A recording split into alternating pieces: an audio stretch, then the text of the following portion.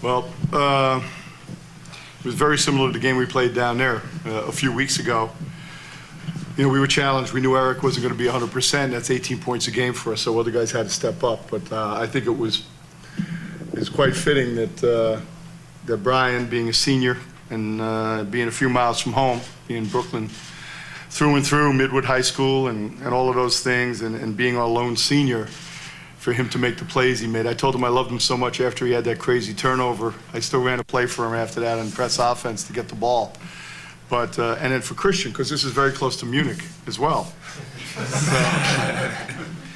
There's a couple of good German restaurants, though, Christian, we can go to around here. So, you know, once again, we're a young team with 7 freshmen, but Brian Smith, the job Brian has done throughout the year, whether he's played well or he hasn't, he's always been a steadying force.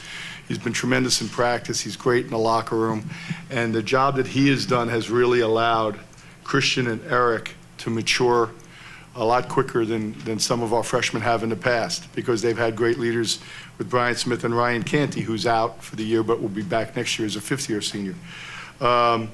So, you know, it was just one of those games where we couldn't get that separation. We talked about playing better defense, but in the second half they were drilling some shots. You know, we always, you know, one of our game goals is always to win the battle of the boards, and we did by 2.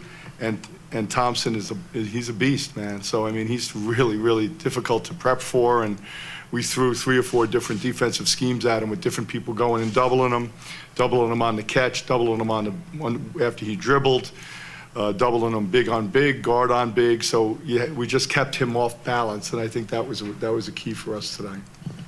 All right, questions for the players, Brian Smith and Christian Senkfelder.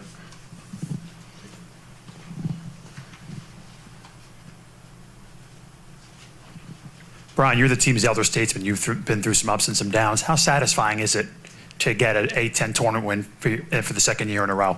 I mean, it's satisfying. I mean, we played the same team 2 years in a row, and to get them both times is a great feeling. I mean, we work hard to get wins, and we had some ones that we should have, that we lost close games, but this is very satisfying. Other question? Brian, Hold on, wait for the mic, please.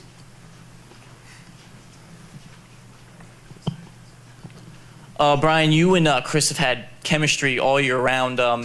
Did you see a performance in a big game coming from a guy like this who really wasn't highly touted, but you noticed from the beginning that this kid was going to be special? Definitely. I mean, Chris, he works hard every day. Like, that's his demeanor. He's always a hard worker. He's a good guy. I mean, I knew one of these games was going to happen sooner or later. I appreciate it.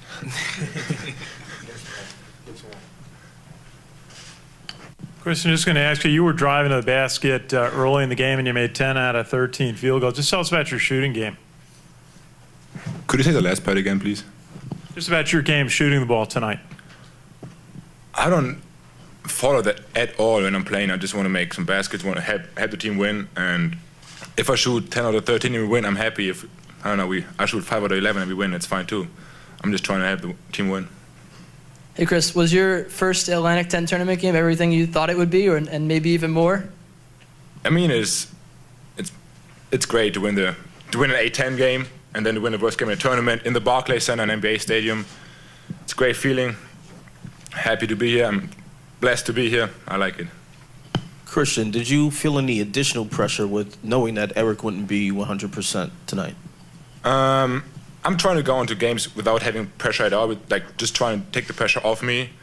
We played the last 2 games without Eric, and we lost both games, so it was a little bit of pressure on me and on the team as well to like kind of compensate that Eric is out. But as I said, I've tried to get into the game without pressure, without any thoughts in my mind, just play the game. Christian, you have a great game, scored 27 points, but how do you turn this around and prepare for VCU tomorrow? Watch film, talk to coaches. I'm working really closely with Coach Morton. Like, I work with him, as Brian said, after every practice, and we talk a lot about how the opponent is, how I can play him. Talk to him, I talk to Coach Pecora, Coach Parada, everybody, and just try to find some weak spots maybe. I don't know. We figure it out. Brian, is there, as the elder statesman, what do you tell the freshmen on the team about tournament play? What's different than your regular A10 game? I mean, I tell them that it's much more intense. I mean, from the jump, from the tip-off to when the clock hits 0-0-0, I mean, That's much the difference right there. I mean, I tell him it's more intense. That's it. Brian, as a Brooklyn native, you saw Brandon last year get a win. You know, being a local guy here, doing it again, getting a nice win in your hometown. You know, what's that feeling like? It's a great feeling. I mean, I had a lot of friends and family here cheering me on, cheering the team on. I mean, I'm glad I get to win in front of them, especially down the, well, like 10 minutes away from here. That's where I live.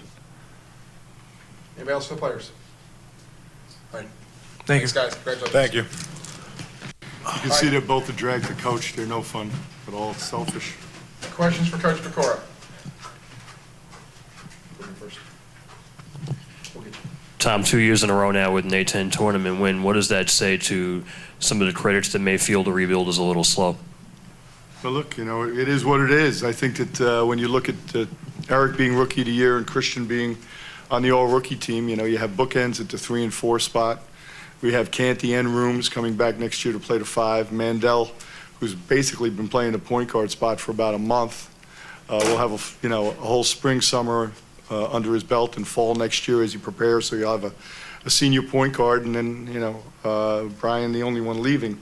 So I think the future is bright. But you know, that's the way I've always looked at things. No matter how this season goes with teams, very rarely have I come out of a season and I've said, you know, this team's in trouble for next year. You know what I complimented them on, and you guys have heard me say this before. We had our 88th practice yesterday, and they had 3 bad practices all year.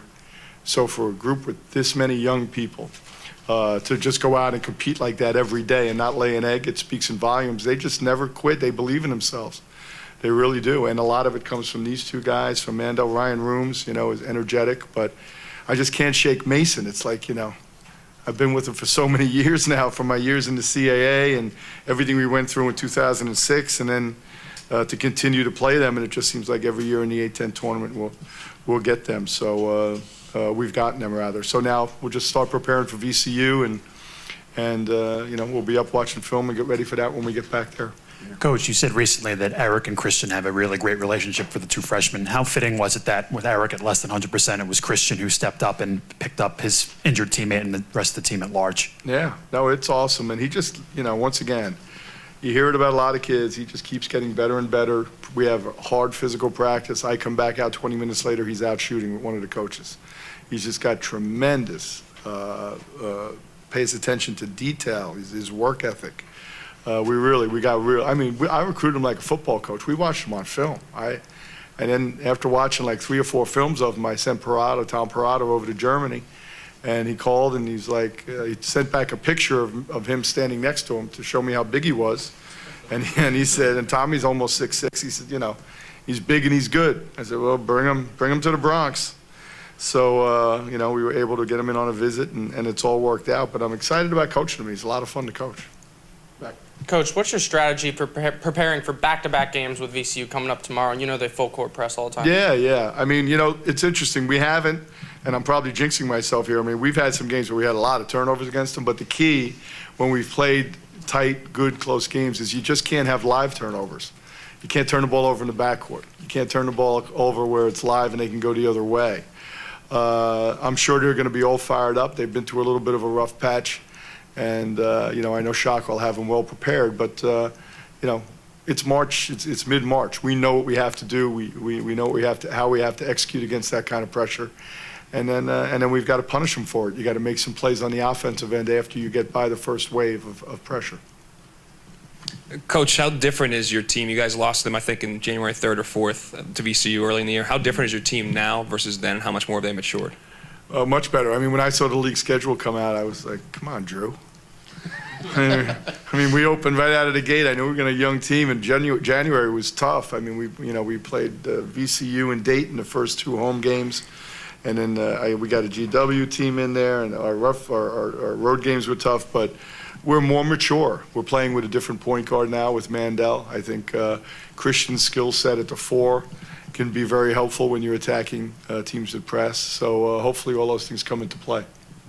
A few weeks ago when we spoke, Tom, you said that you were worried Chris was becoming too much of a 3-point shooter. Yeah. But today he was efficient, 3 of 5, 10 of 13. Just talk a little about the efficiency and how the 3-point shot actually worked in his favor today. Yeah, well, I think what he did a great job of in the first half, he slipped a few screens. And, he got them off balance with that, got a couple layups, instead of setting his screens.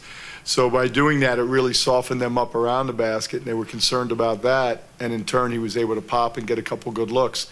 The good thing is he doesn't really force many shots. He doesn't get, I don't remember him getting a three-pointer block this year, because he's got a great feel. If somebody's going to contest it, he's not going to take it. So I think his shot selection is exceptional as well. Anything else? Good. One more. Coach, just going to ask you about Mandel Thomas's steal when it was 60-54. You got the layup and the foul. That kind of kept you on a run that kind of gave you the edge there. Yeah, I was shocked he didn't make the all defensive team because, obviously he's not Weber, but he was second to him in steals in the conference. He's a real good defender. He has total freedom to do that in the course of what we do. I let him just kind of read the quarterback, so to speak, and see if he can jump a pass and go the other way. So that was a big-time play. At Richmond about 3 weeks ago, in a tie game with a minute to go, he tried to jump one, and, man, he missed it by that much, and we lose the game by 3. But I told him after that, you got free reign. His instincts are great, and that was a big play for us because we were struggling at the offensive end then. We missed some free throws, and we're the best shooting free throw team in the conference. We're up in the 80 percentiles there. So that hurt us a little bit there. All right, anybody else? All right, thank you. Thank you all very much. We appreciate everything.